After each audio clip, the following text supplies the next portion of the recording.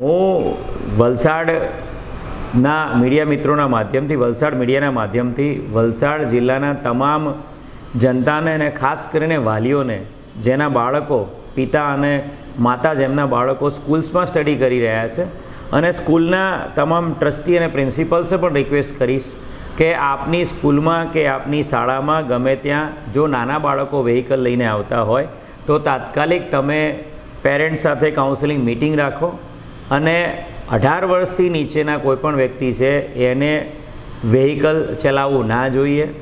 Learning licence કોઈ વ્યક્તિ પાસે હોય તો પણ એણે એડલ્ટ વ્યક્તિ જે લાઇસન્સ હોલ્ડર છે એના સુપરવિઝનમાં એની સાથે બેસીને જે લર્નિંગ લાઇસન્સવાળો વ્હીકલ ગાડી ચલાવી શકે છે, જે આરટીઓના નિયમ છે. એટલે હું શાળાએ જતા તમામ બાળકોને રિક્વેસ્ટ કરીશ કે આપ જ્યાં સુધી આપની પાસે લાઇસન્સ ના આવે ત્યાં સુધી વ્હીકલ ચલાવશો નહીં. અને વાલીઓને પણ વિનંતી કરીશ કે આપના 2 વ્હીલર કે 4 વ્હીલર નાના બાળકોને ચલાવવા આપશો નહીં.